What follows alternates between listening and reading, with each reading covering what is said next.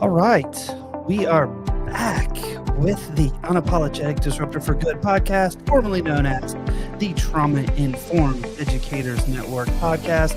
And, I'm getting in a routine. I think I finally am getting this built back up where I am comfortable hitting the record button, which is what I forgot to do on the last episode, but I got it today.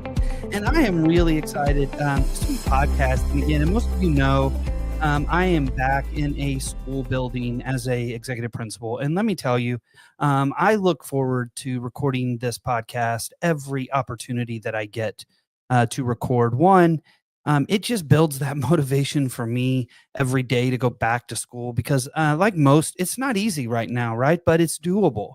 When you walk into a school with the mindset that we're trying to build in this movement, you're able to see through kind of the muddled mess sometimes and see that bright light and that win, and seeing adults in that space is getting those connections with kids and ultimately building those as well with kids.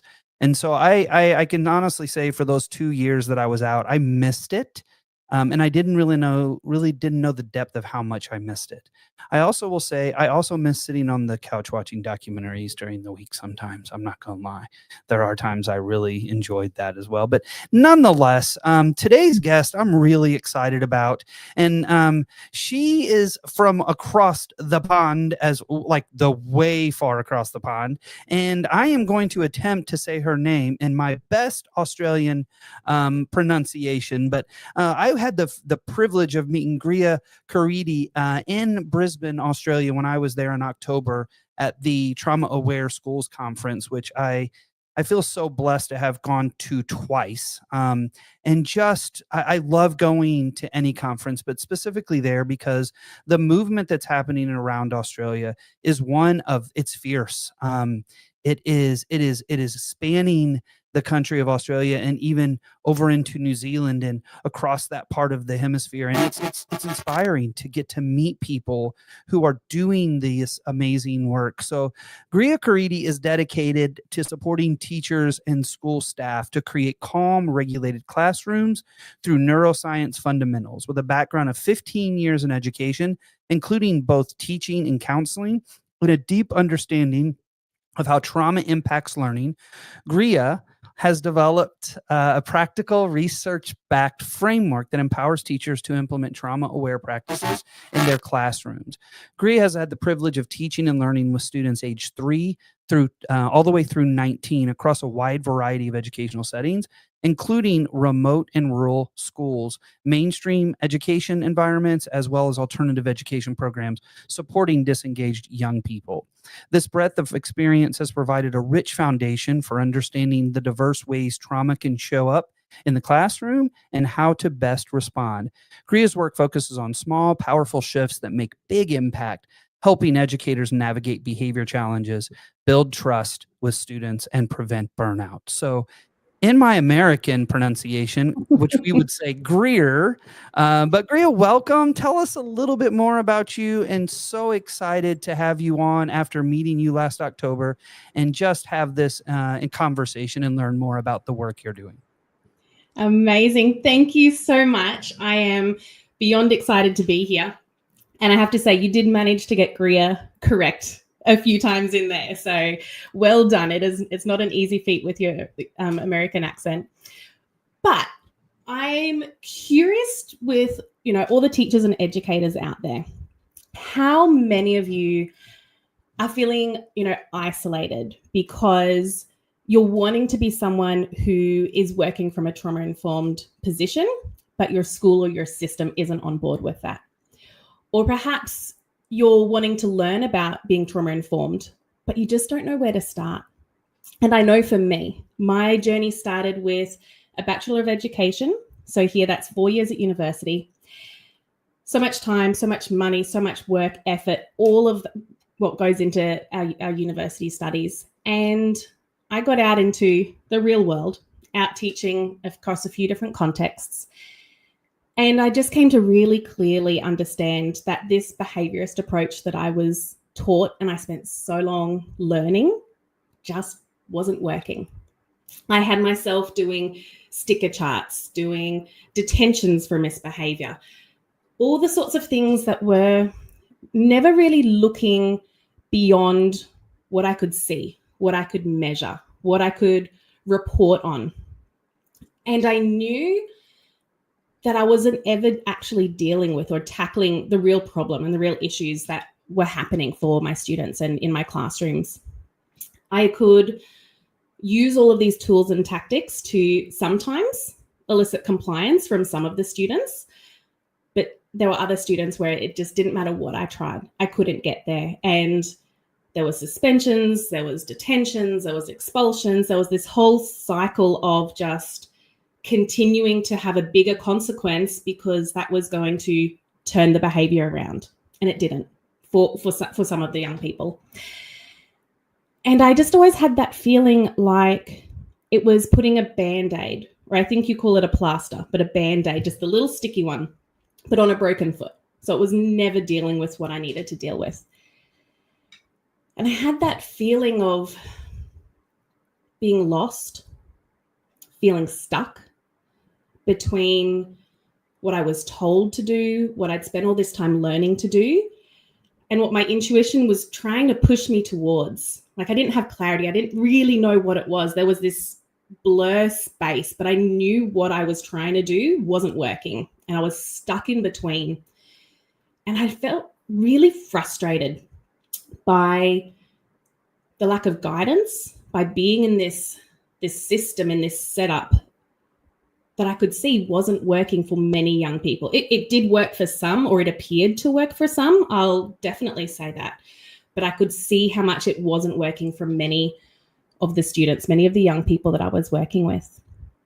And then I got what I consider, with hindsight looking back, one of the most privileged opportunities in my journey. I went to work as a teacher in remote Northern Territory. So to give context to that, Brisbane is our capital city. Drive 23 hours northwest, and I was just over the border into the next territory, so the Northern Territory. And I was working in a remote First Nations or Aboriginal school where we had 400 people in the community. We had about 100 to 110 students in our school. And the team that I was working with there was so highly experienced. And what I got to witness from them was this incredible modeling of a different way of working. I didn't have, and I don't know if they had or not at the time, but I didn't have any language what trauma-informed practice is, what that means. But what they showed me was connection first. Genuinely, truly getting to know the young people we were working with. Building a foundation of trust, of communication, of really understanding each other.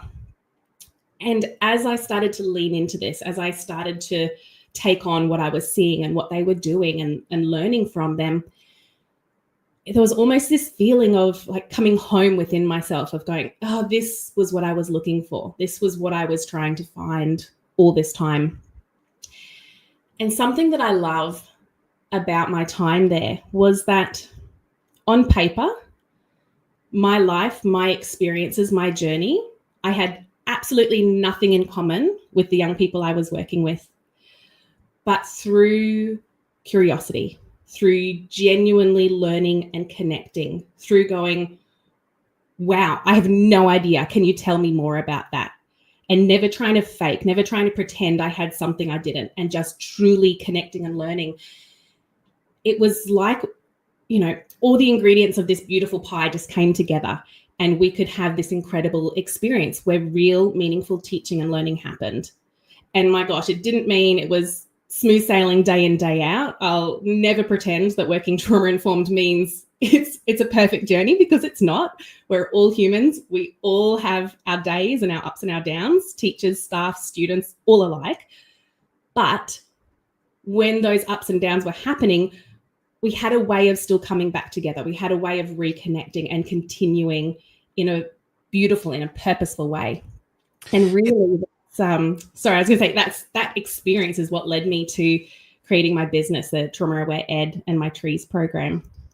I'm listening to you and I'm thinking, if you would have went in with a different mindset that, you were from Brisbane and they lived in rural and they were First Nations people and you were going to come and save and teach them, the experience would have been different. And I think that's something that's really important when we're talking about as educators working in communities that may not represent us necessarily, but also our experiences, right? Because we have a narrowed point of view and we only operate in from our own lived experience, and we don't show up as a learner, as an educator. And showing up as a learner is so important. And then going to what you just said, right?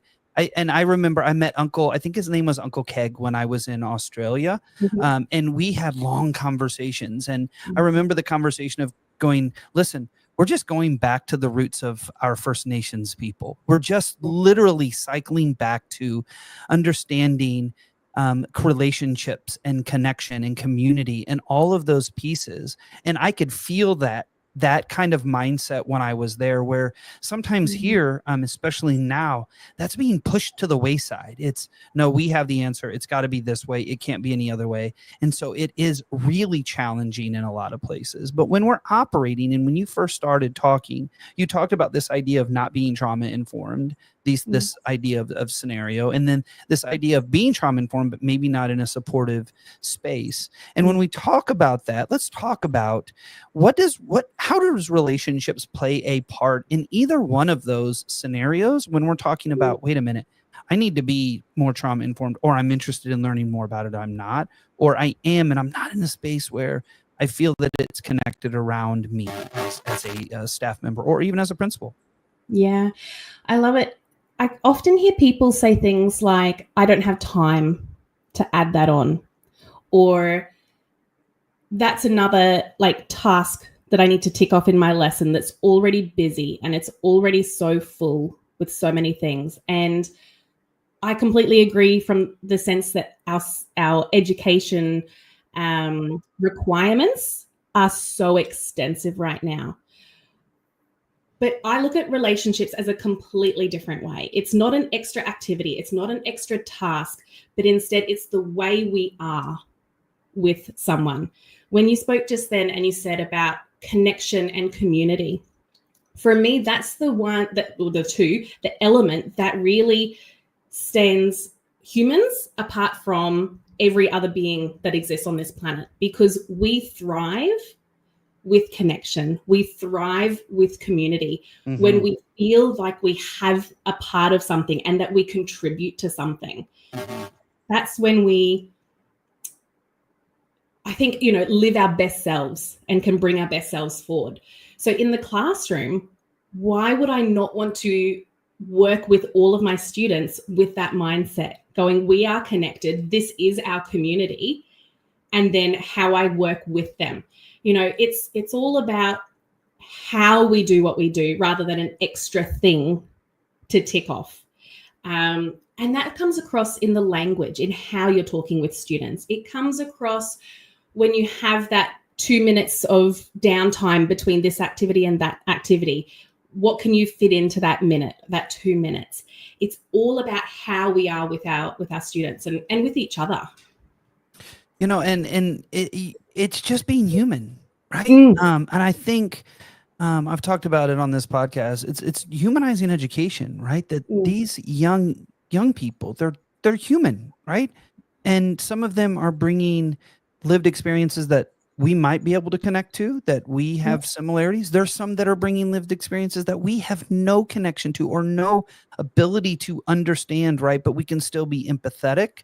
And not sympathetic. It's not, oh, bless in the South here in the US, we say, bless your heart. It's not necessarily a great thing, but it is that, oh, they're poor. I'm going to decrease my expectations. I'm going to decrease what they're capable of doing, when really they probably have so many skills, right, that we're not seeing. So relationships, and I've had teachers say, well, how do I build relationships? And I say, you got to get to know your kids. Yeah. It's the same way you have a relationship with anyone, adult, family member. You have to get to know them, right? So how do you guide, when you support schools and you support organizations, how do you guide them through that process of making those connections through relationships? through relationships. There's so many ways that it can be done. And it depends as well if you're in a primary school setting, so you're working all day with the same group of young people, or if you're in that high school setting. And so you might see, 90 or 150 students in a day. So we can't sit here and pretend that it's the same for everybody. But it's about finding ways to be a real human. I know going through the teacher training here, there's almost this idea of you can't be a real human. You've got to be professional. And there's like a wall or a barrier. And I'm just like, no deal. You are a real human and you need to connect. And I had one high school that I was working at, a young person, he was, I think about 13, 14 at the time, and had a lot of difficulty with lots and lots of his staff. A lot of the staff would just be like, no, go. They wouldn't even do a fresh start. They wouldn't even try. And his behavior was very challenging. But I remember a conversation we had where he said, the only teacher I like is my English teacher. Now, this young fellow was not a gifted and talented English academic student whatsoever. So it was definitely nothing to do with the subject. So I was curious. I asked why, how? And this young guy said, she shows us her fishing photos on Monday. She'd found one thing that was very popular with the student body that she also enjoyed doing, and she shared that. How long does it take on your first lesson of the week? So this is high school, so she's going through so many different classes. Your first lesson of the week with each group. This is my big catch. This was what I wanted. This is what my friend caught. It was amazing. All right, now let's look whatever the English work that they were going into. Taking that 1 to 2 minutes at the start, the first lesson for the week, meant that she was a real person. They could connect with that. And then it continues from that 1 to 2 minutes, because every time you're on like playground duty or yard duty, whatever it's called, when the students see you, they've got something. Hey, miss, any big fish lately? What have you caught? Hey, miss, I was out at such and such dam on the weekend. I caught this. I went and did this. And it gives a connection point, because with relationships, and particular young people, for many, many reasons, whether it's past trauma, whether it's anxiety, whether it's all sorts of labels that we could throw around here, I find that there are so many young people who want to have that reach out. They want to talk to you and connect with you, but they don't know how. They might have a diagnosis or a reason that is making it challenging, or they might come from an environment where everyone's behind their device and they're not sitting around the dinner table and connecting. So they don't have a script. So this particular teacher in this scenario was providing a script. They always had something they could connect on. And even the young students who weren't that interested in fishing, they still had that insight into this teacher's life, which gave them connection. And no one can tell me that talking about fishing is not professional. Like, there was no professional boundaries crossed in that, but she presented, this is me. I'm a real human. This is my interest and passion. What about you guys? And it sounds so small and simple, but it has so much power. It's why I have pictures of my family in my office. It's why I have a picture of my bike when I did a bike packing trip across the state of Missouri behind my desk. It's why I have a student's graduation announcement from May 24th, 2024 framed on my bookshelf. It's why I have a picture of me in 4th grade sitting on my bookshelf. All of those are connection, right? Mm-hmm. And this is a strategy as a principal too. It's the same thing, right? So when I have families come in, I always say, listen, in this moment, I'm going to talk to you as a principal, and then I'm going to take that hat off. I'm going to talk to you as a fellow parent, I point to, I'm a parent as well. I have a 14-year-old. He plays soccer. I build those connections because that's human. And I really am talking to them from a parent's perspective. I'm not shaming. I'm saying from parent to parent, it's the hardest job I have. I have 500 other people's children, and my one is the hardest job that I have, right? So I think even from an administrative standpoint, and even with teachers, it's finding those connections that you have in common. I know I have something in common with 2 of my cafeteria staff, and I talk about it literally every time I walk down there, right? And it's genuinely because we are both interested. We're all interested in it. So we talk about it every time we go down there. So I love those examples of just those small connective experiences. And by the way, I am a fisherman as well. So You are. I did not get to fish while I was in Australia. It was one of the to-dos. I did get to mountain bike, which I also love too. I did get to mountain bike in the rainforest and the eucalyptus forest, which was so cool, but I did not get to fish. We did go Yeah. down to the coast and I was watching people fish off of the rocks into the water, but I didn't get to do it. Next time. Yeah, but I love as well, like this idea of connection and of, finding something that you're both interested in. You can also play with it by something you're not interested in. Like one that I have done in the past is I'm absolutely shite in every way at anything to do with sports, team sports, balls, everything, completely and utterly. And I've predominantly worked with male students and a lot of disengaged male students. And to overly simplify it, there's a lot of sport interest in that population. It's just a fact. And so I'd go into it. They'd say, "Hey, miss, I've, I won at footy, or I scored a goal at soccer," or whatever it was. And I'd be like, "Is that like the little ball, the pointy one? Like, do you throw it? Do you kick it?" And I just play into it. And they knew, because that's what I always did. But then I go, "Tell me about it."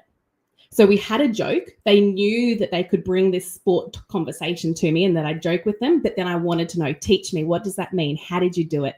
And they could genuinely teach me something because I had no knowledge of it. And I still don't. So the conversation could happen time and time again because it was something they wanted to share. They had knowledge on. And they were being able to be in that teacher role, in that position. And I was willing to sit there in a place of no knowledge and receive that. And that's power in relationships. And kids love to tell you about the things that they love. And that's what one thing that I'm like, if you, there's a 2x10 strategy, right? It's 2 minutes for 10 days. Just talk to a kid about whatever they want. And it is amazing what kids can teach us about their own experiences and the things they love. Like Pokemon. I don't know anything about Pokemon. Kids will tell me all about Pokemon or Minecraft, all these things that they love, right? And it's not me about me giving them information. It's me genuinely just showing up in a space for them. And part of this process of relationship building and that connection is self-awareness. Right? Like we have to build that self-awareness. And I know that's one of the things that you really dig into is adult self-awareness. So lead us through this idea of what is self-awareness? How do you develop it? And what is the role that as an adult and students need when we're talking about building that self-awareness metaphorical muscle? Yeah. Self-awareness, I think, is one of the most powerful things that we can do, because even ahead of relationships, if we don't have the self-awareness that realizes, hey, I need to build these relationships, or this is the way I can embed this into my teaching practice, the relationships won't itself happen because they can come across like artificial or without that true intent behind them. So that self-awareness factor, for me, it's really about developing and deepening and continuing to the knowledge of ourselves and our own triggers. That word gets thrown around a lot, but I think there's no word that replaces it quite as effectively. The things that light us up are triggers as well, but the things that just, start to grate on us a little bit, having the awareness of figuring out why is that happening? What can I do here? Do I need a micro break? Do I need to literally take 30 seconds to myself in the middle of this lesson right now? Because what comes after that is going to be so much more effective because I took 30 seconds. And no matter how busy and how jam-packed a day is, when we have the self-awareness, if we can take the 30 seconds, we will get so much more done than if we pushed through without taking that micro break. We will show up without being regulated, without feeling, in our body, present and able to teach as effectively. So that awareness of triggers and what we need to support ourselves, to be, like I said, meaningfully present, to be there with our young people. And self-awareness for me, it's self-care is another phrase that gets thrown around a lot. And I know here it almost gets put back on teachers and school staff of like well, you haven't done your self-care, therefore. No, like that is not okay. But it's self-awareness. It's not about doing more, but supporting our nervous system, supporting our body and our brain to show up so that we can more effectively do our job as teachers, and then go home and live our lives, whether that's with partners, with children, with family, by ourselves, whatever it is, pets, so important. We've got to show up for them as well. So having that self-awareness so that we can move through our day more effectively for ourselves, for our students, and then to be able to have the rest of our day that is far more effective and meaningful and full of purpose. And I know here we just have almost like, a teacher burnout crisis happening. We have so many early career teachers are not making it past 3, 4, 5 years of working as a teacher because this system that we're working in right now, and the burnout that's happening and the demotivation that's coming from that is just brutal. So yeah, really nurturing ourselves in meaningful ways, and we need self-awareness to do that. I always say the best combination I look for as a principal when I'm looking for teachers is those that are self-aware and self-reflective. Yeah. Those two things are a combination that can transform a school when it is in high dosages around the whole school, right? And that self-awareness is key. And part of that self-awareness, and I'll be honest, there's times that I am very in tune with myself. Sometimes I struggle with my own self-awareness on how I may be coming across, so I have to be cautious of that. An example of that is just last week, I had a teacher, I was talking in front of a student, and there were 2 students, and I was talking about a situation with one of the students where the other student wasn't involved, and the teacher came back and said, "Hey, don't do that. That's not fair to that student," right? That self-reflection kicked in immediately, and that teacher was 100% correct. And I said, "You are right, and I apologize," right? And then I went into that self-awareness, and I had to say, okay, what would I do differently in the reflection? Okay, next time. And then I even texted that teacher and said, "Thank you. I appreciate you holding me accountable," right? Because holding each other accountable can be in that space. It can also be, "Hey, I'm worried that you're not okay right now. Do you need a minute to step out for a second?" That is, our classrooms are connected by a door. So both classrooms have one connected door, right? And I've been encouraging teachers all the time, like, if you hear somebody struggling, because you can hear it a lot of times, just step in and say, "Hey, do you need a minute?" Because I can kind of watch both classes if you need a second, right? Yeah. It's a hard place to get as a school culture. You have to have a lot of trust, and you have to have a lot of self-reflection, and you have to have a lot of that self-awareness to go, "You know what I do? This lesson isn't going well right now," or "I'm feeling overwhelmed or frustrated." Those are really important. And I'll be honest, Greer, and tell you that I think if we can work on those 2 things in our field of education, of self-awareness and self-reflection, if we can just commit to those 2 things, we can turn around a lot of what's happening. Because a lot of educators, including myself sometimes, we're stuck in our nervous systems, and we're stuck in our limbic system, and we are reacting, we're not responding. We are not in a space where we can take what I refer to as the pause for just a second. And I pause a lot. And I always ask myself this question, my assistant principal, we're always saying it to each other: be curious, not judgmental. Be curious, not judgmental. Be curious, not judgmental. So when a parent comes in angry, be curious, not judgmental. When a teacher comes in angry, be curious, not judgmental. When a student comes in because they have maybe made a mistake, be curious, not judgmental. If we can work through those things and that self-awareness and self-reflection, we can change the tide of education right now, where we're not having almost all educators leaving within the first 3 years of their career. And it's not just that, right? It's not just self-awareness. It's not just relationships, but it's also this ability to understand regulation, not just understand regulation, but also be able to support students in all 3 things. 1, relationship building. That's why we do our morning meetings. It's why we do our gatherings. It's why we have restorative practices. It's not just self-awareness, building their self-awareness, right? But it's also this idea of regulation, self-regulation, and co-regulation. So talk about that within the processes of what you do with schools. Yeah. So when you were just talking then and you said self-awareness and self-reflection, and I would say the third part on that is the regulation, because if we can be self-aware and then we can reflect and go, okay, but now we need to go, how do I support myself to do differently next time?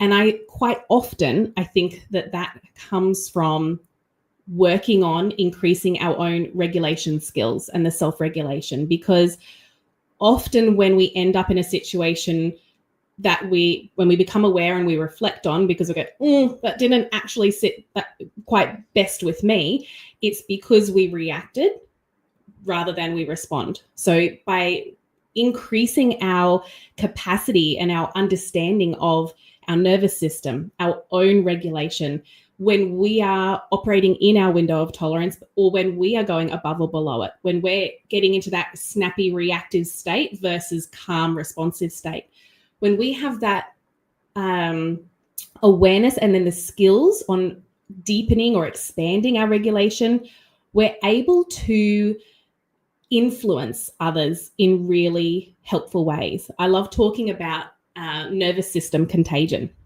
because our nervous system, as educators, as leaders, as anyone who interacts with people, really, but our nervous system has so much power and influence over those around us. And when we're dysregulated, our body is sending off all of these signals, and there's so much science behind it. I won't bore us with it all now, but our body is sending off all of these signals, which says to your body, oh, it's time to be nervous. It's time to feel anxious. It's time to be on edge. And so everyone starts to feed off each other. And you see that in classrooms all the time.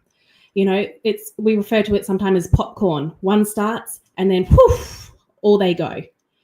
And that can be really hard as an educator, as a teacher in that room, to go, what is the fastest and most effective way to support this classroom and this group of students right now? And quite often it can be with ourselves. Taking a minute, regulating ourselves, and then trying to have that influence with our young people. Because just like a dysregulated nervous system impacts others, a regulated, calm nervous system impacts others. Because again, we've all walked into those classrooms where you just go, oh, wow, it feels so calm in here. It feels really good. And yes, we have different groups of students in different rooms. And yes, some classrooms have a more dynamic bunch of young people. All of that's true. But the regulated teacher will always have a more regulated classroom.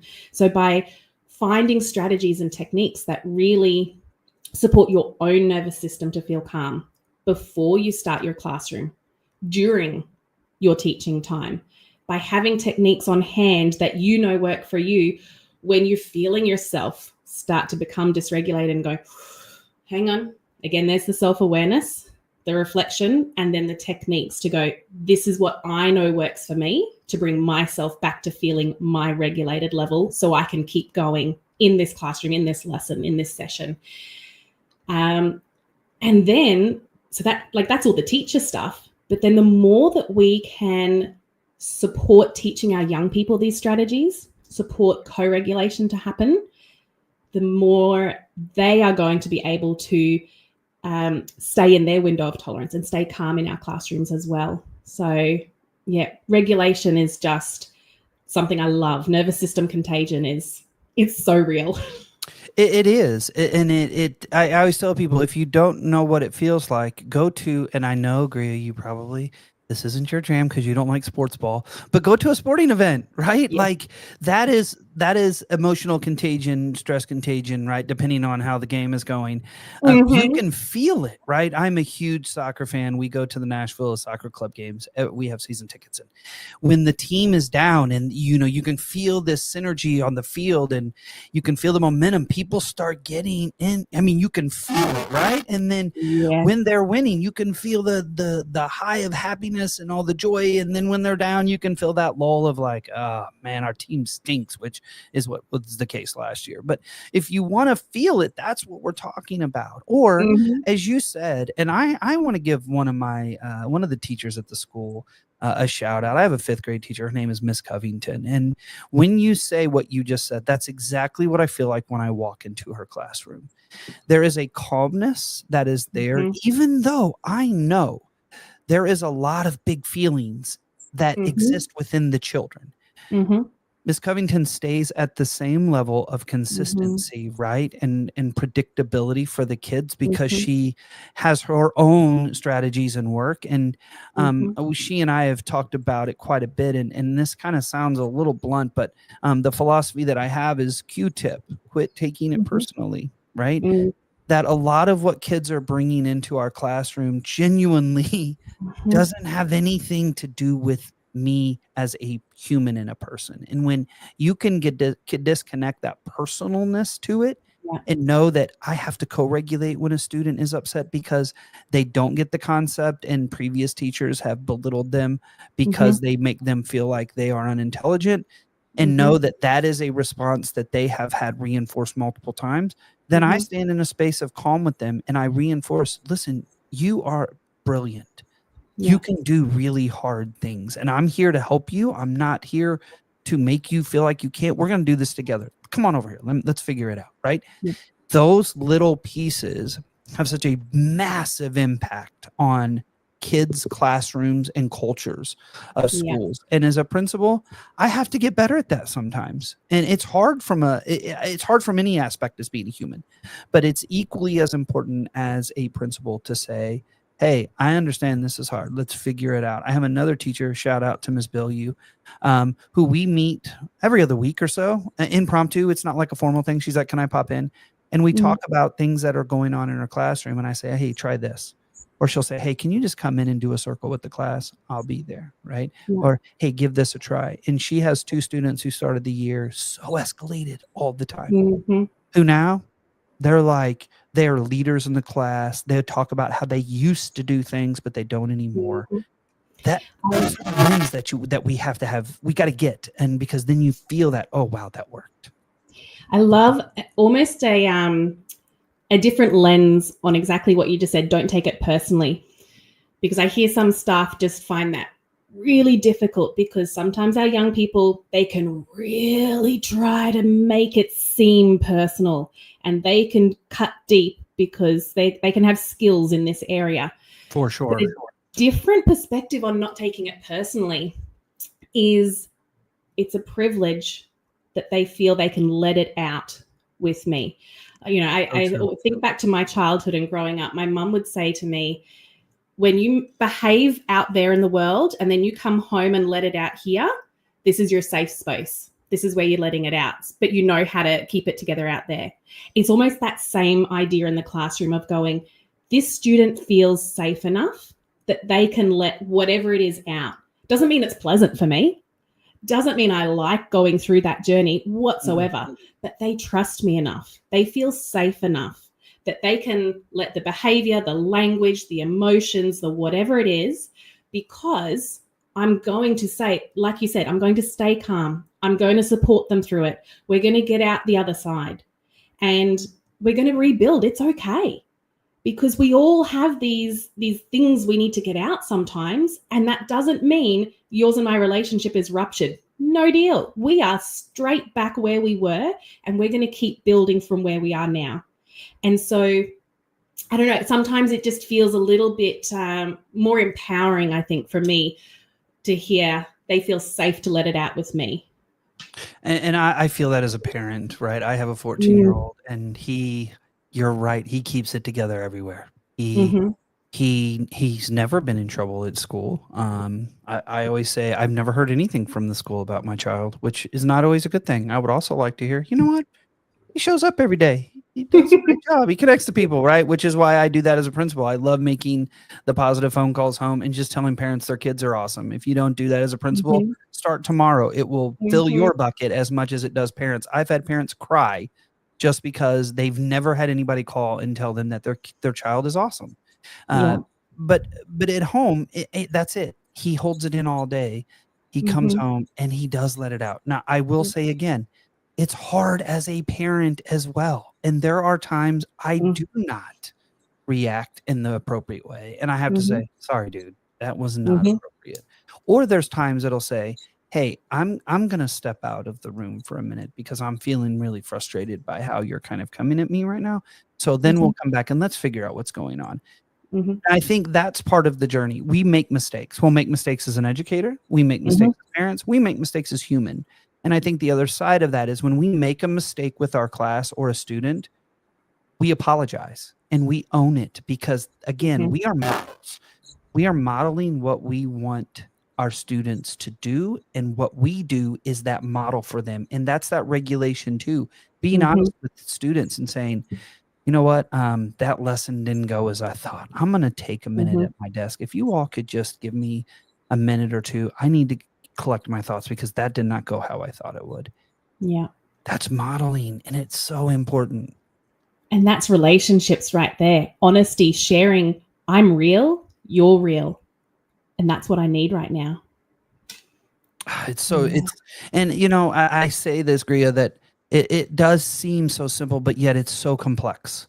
And because I think you mentioned it earlier, the pressures, all that's happening in educators day to day, they're so heavy. And I want to reinforce something you said, because I say it in a different way. And I'm sorry I say this, but self-care, sometimes I just want to punch it because you're right. It's this pressure to you fix yourself. And then, right.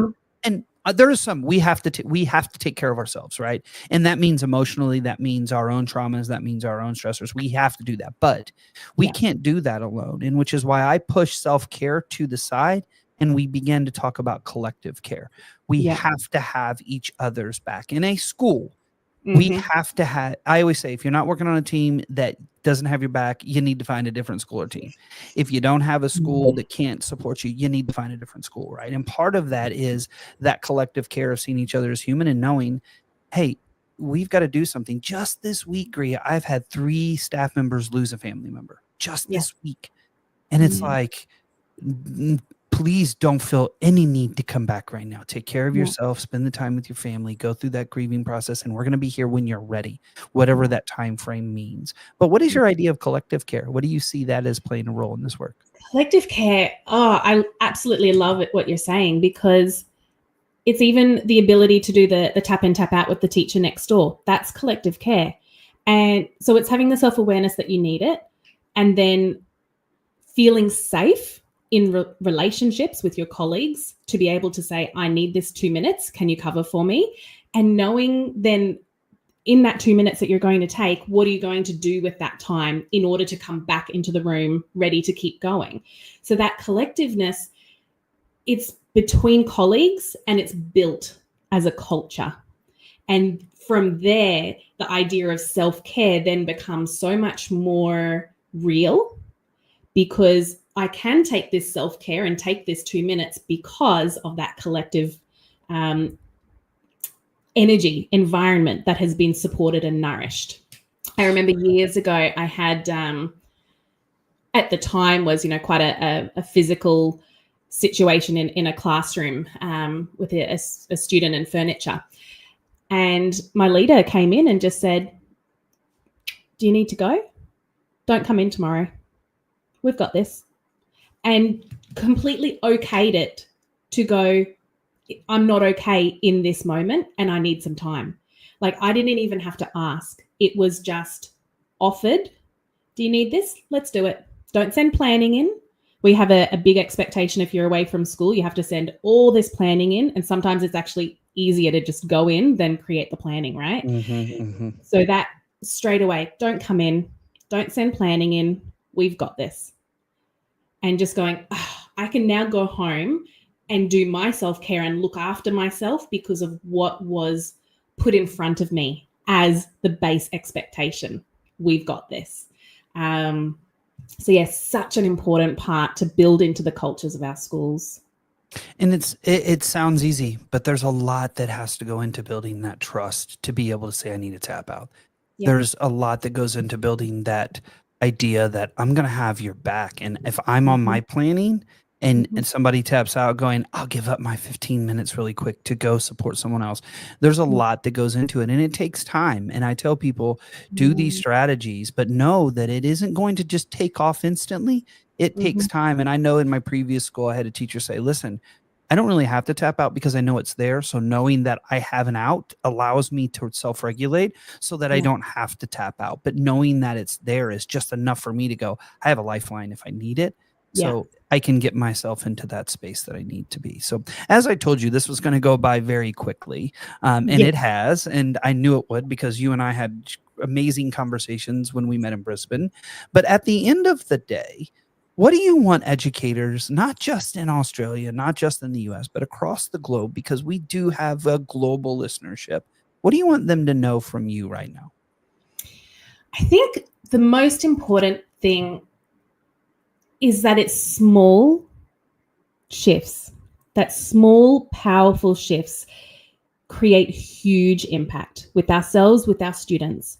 And so sometimes this idea of going, I'm going to become trauma-informed, or I need my school to become trauma-informed, or I haven't sort of got my shit together and there's so much to figure out for this self-awareness and reflection and all of it. It can all sound so huge. But if we just rip all of that away and go, what's one small shift that you could try? What's one small awareness? One small regulation technique? One new relationship building idea? Something little that you can go, I can try that this week. And I might completely stuff it up, but then I'll try it again, or I'll tweak it, or I'll try something different. But it doesn't have to be everything straight away. The learning journey never is. If we try one small shift, we can create huge, powerful change. You know, at the end of the day, there's no most trauma-informed school educator. We're all on a journey. Nobody has it all figured out, but we are certainly collectively moving forward, right? Yeah. Thank you so much for sharing your experience, your thoughts, your ideas with us as we continue on this journey. And I want to remind everyone too that it actually hit number 2 on the child psychology. Let me look really quick. Philosophy, educational philosophy charts on Amazon, which is the book that I had the privilege of co-authoring, Reducing Stress in Schools, Restoring Connection and Community, with my friends and colleagues, Ingrid Cochran, Dr. Taisha Noyes, Julie Kurtz, and Dr. Julie Nicholson. If you haven't got your copy of this, please grab that copy of this. We're so excited to find out it was one of the first books in Harvard Education Press that sold out before its publishing date. So there are people that have it in their hands. And please, if you get it, go to Amazon and leave us a review. You know how reviews work. That means that people, it gets measured up on how that people find the resources and book. And it's the same with this podcast. Please go give us a review. Share this podcast with your friends, colleagues, and families, even if they're not educators, because this is educational for all of us. So please do that because we're really proud to say that we're almost 300,000 streams on this podcast.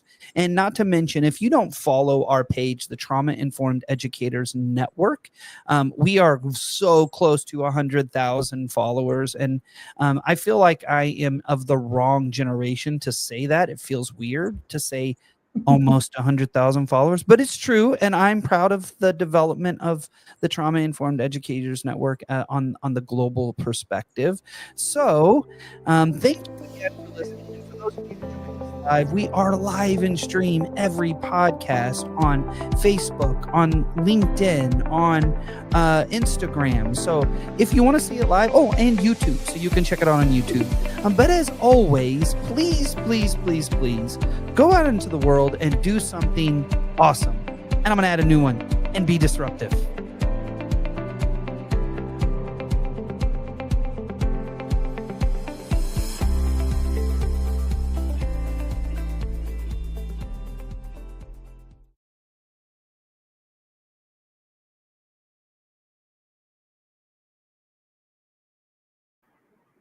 All right. And for those of you who are still live with us, Derek and Chris and Felicia, and hey, JD, I just talked to you earlier. That is a friend of mine from Illinois.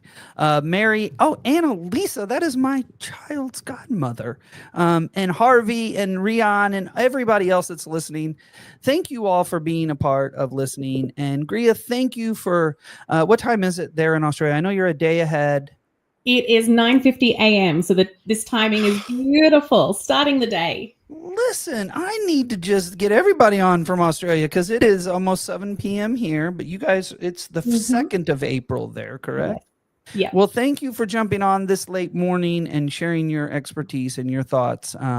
Just appreciate it. And it was great meeting you. And hopefully you can come on over here and hang out with us. And eventually I hope to come back and hang out with you all as well. So thank you for being here. And again, for those of you who are live, thank you. Much appreciated for you joining us.